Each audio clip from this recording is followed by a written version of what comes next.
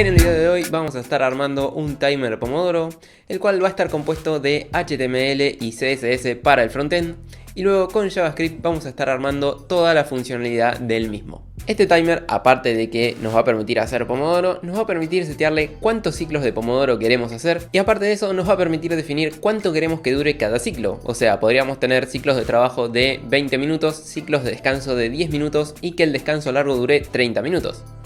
Y si no sabes lo que es Pomodoro, abajo te voy a dejar un link a un sitio donde te explican todo sobre esta técnica de productividad. Bien, pasemos a programarlo.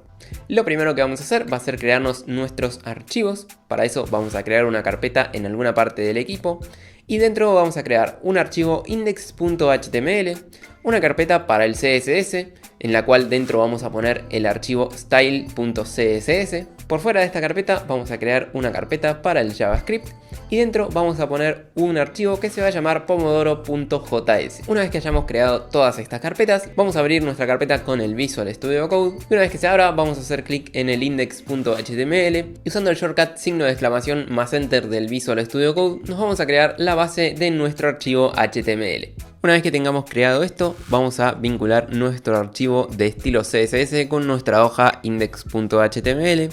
Y para hacer eso vamos a hacer uso de la etiqueta link y en el atributo href vamos a poner css/style.css. Bien, con esto ya tendríamos nuestra hoja de estilos vinculada con nuestro archivo HTML. Y ahora dentro del body vamos a escribir la etiqueta script y en el src le vamos a pasar js/pomodoro.js y con esto ya tendríamos también vinculado nuestro archivo de JavaScript. Ahora dentro del body vamos a crear un div el cual va a contener todo nuestro timer de Pomodoro. A este div le vamos a dar la clase Pomodoro Container. Y ahora dentro de este div vamos a crear otros 3 divs más, los cuales van a tener la clase Row Container. Y luego cada uno particular va a tener una clase diferente. El primer div de todos va a tener la clase Clock Container, el segundo va a tener la clase Start Container y el tercero va a tener la clase Settings Container. Cada uno de estos divs nos va a servir para posicionar correctamente todos los elementos de nuestro timer. Bien, ahora que tenemos esto listo, vayamos al CSS y vamos a remover los estilos que vienen por defecto. Para hacer esto vamos a escribir asterisco, abrimos llaves y ahora vamos a poner dentro de las llaves box sizing border box, margin 0, padding 0 y ahora les voy a mostrar una propiedad que nos va a permitir desarrollar el frontend mucho más fácil. Esta propiedad se llama outline y le vamos a decir que sea de un píxel solid red.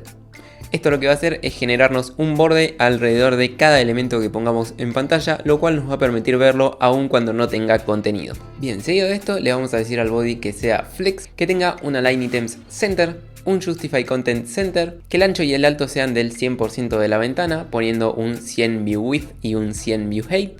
Y finalmente le vamos a dar un background color de color gris oscuro. Con esto definido vamos a armar el posicionamiento de los elementos de nuestro Pomodoro. Y básicamente lo que queremos lograr es que el Pomodoro Container ordene todo en una sola columna y que luego los Row Containers que estén adentro ordenen todo en forma de fila, logrando una cosa parecida a la que estás viendo en pantalla. Entonces, de vuelta en el CSS, vamos a escribir la clase .pomodoroContainer y le vamos a decir que tenga un display flex, un padding de 10 píxeles para dejar un espacio entre el borde y el contenido, un width del 50%, un flex direction column, le vamos a poner un border de un píxel solid rojo y le vamos a decir que el border radius va a ser de 15 píxeles para tener bordes redonditos. Le vamos a dar un fondo de otro tono de rojo y para darle el efecto de que el div está iluminado, vamos a usar un box shadow, pero en vez de usarlo en colores gris, lo vamos a usar en tonos de rojo. Y ahora para el Row Container vamos a crear la clase .RowContainer y le vamos a decir que tenga un display flex, que por ahora no va a afectar a nada porque ninguno de nuestros divs tiene contenido dentro. Le vamos a dar un align item center y un alto mínimo de 50 píxeles. Si me venís siguiendo, deberías tener algo parecido a lo que estás viendo en pantalla, un rectángulo rojo con un fondo negro. Ahora vamos a ponerle contenido, así que volvamos al HTML y dentro del Clock Container vamos a crear un h2 con el ID Clock y vamos a poner que tenga por defecto 25 minutos. Luego por debajo de este h2, todavía dentro del Clock Container, vamos a crear otro div que se va a llamar Input Container. Este div va a ser el que contenga el input para que el usuario indique cuántos ciclos de Pomodoro quiere hacer. Así que agreguemos un label con un atributo for cuyo valor va a ser Cycles Input y el texto que va a tener el label va a ser Pomodoro Cycles. Por debajo hagamos el input correspondiente con el ID Cycles Input que va a aceptar valores de tipo numéricos y cuyo valor por defecto va a ser 1. Bien, por ahora dejemos hasta acá y vayamos al CSS a estilar todo esto que acabamos de poner. En el CSS lo que vamos a querer lograr es que el clock quede centrado y el input nos quede a la derecha del clock. Para eso le vamos a decir al clock container que tenga un justify content flex end,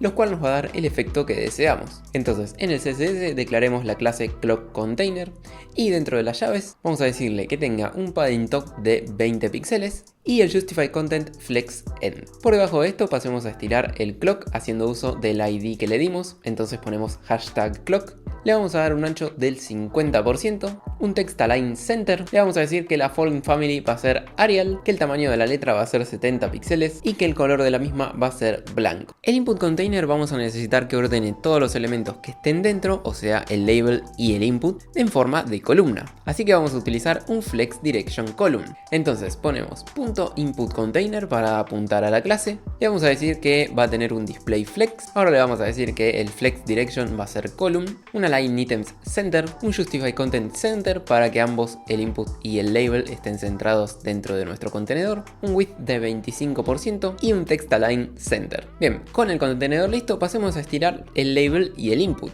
Al label le vamos a decir que tenga un text transform uppercase para poner todo el texto en mayúsculas. Le vamos a decir también que la font family sea Arial. Luego vamos a decirle que tenga un font weight de 600 para que sea un poco más negrita la letra. Y finalmente le vamos a decir que el color de la letra va a ser blanco. Luego para el input le vamos a decir que tenga un padding de 5 píxeles, un width de 80 píxeles, un font size de 20 píxeles, el font family nuevamente Arial, un border none para sacar el borde horrible que nos pone por defecto y un background color transparent para sacar el fondo horroroso que nos viene por defecto. Bien, ahora agreguemos el botón para iniciar el timer. Así que volvamos al HTML y dentro del start container vamos a agregar una etiqueta button con el ID start button y el texto start. Ahora vayamos al CSS para estilarnos todo esto y lo primero que necesitamos hacer es posicionar el botón dentro de nuestro start container. Para eso, como estás viendo ahora en el gráfico, vamos a necesitar darle un justify content center. Y de esta manera el botón nos va a quedar centrado adentro de este contenedor. Esa es la única propiedad que tendríamos que agregar en el CSS. Así que creemos la clase startContainer y agreguemos el justify content center. Bien, con esto ya habríamos posicionado el botón, pero ahora nos falta estilarlo. Y para eso vamos a hacer uso del ID de nuestro botón, que era hashtag startButton. Y a nuestro botón le vamos a dar un margin top de 10 píxeles, un margin bottom de 40 píxeles, un padding top y bottom de 12 píxeles y left y right de 14 píxeles. Por eso estoy usando el shorthand que están viendo ahí. Luego vamos a pasar nuestro texto a mayúsculas. Le vamos a decir que la font family va a ser Arial y que el color va a ser blanco. El font size va a ser de 16 píxeles y el font weight va a ser de 500. Si hago esto le vamos a decir que cuando el usuario ponga el cursor arriba se haga la manito, o sea el cursor pointer. Y finalmente vamos a darle un borde de 1 píxel solid de color rojo. Un border radius de 6 píxeles para que los bordes estén redonditos pero no tan redonditos como el contenedor. Un fondo del mismo tono que el borde. Le vamos a sacar el outline horrible que nos va a poner por defecto. Y le vamos a agregar un box shadow de color gris. Bien, pero esto no se termina acá porque este botón también tiene un hover, que es el comportamiento que va a tener el botón cuando el usuario ponga el cursor arriba.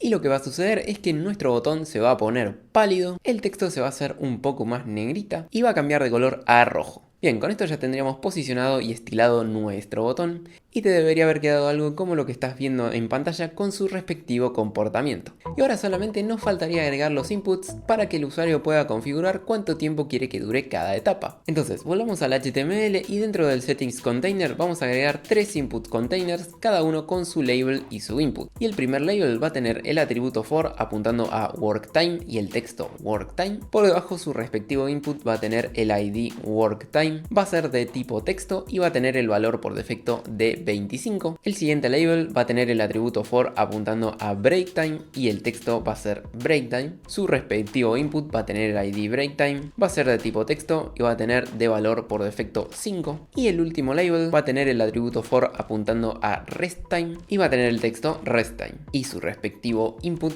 obviamente va a tener el ID resttime, va a ser de tipo texto y su valor va a ser 15. Bien, con esto ya tendríamos todo el HTML armado y nos falta posicionar los elementos dentro del settings container. Y si miramos nuestro gráfico, vamos a ver que para separarlos equitativamente vamos a tener que utilizar un Justify Content Space Around. Así que vayamos al CSS y ponemos .settings container y le vamos a decir que tenga un Justify Content Space Around y le vamos a dar un padding bottom de 20 píxeles. Y ahora si volvemos al buscador para ver cómo quedó, te debería haber quedado igual que el que viste en el inicio. Y con esto terminamos toda la parte de frontend de nuestro proyecto y en el próximo video vamos a armar todo el back con JavaScript. Nos vemos en el próximo video.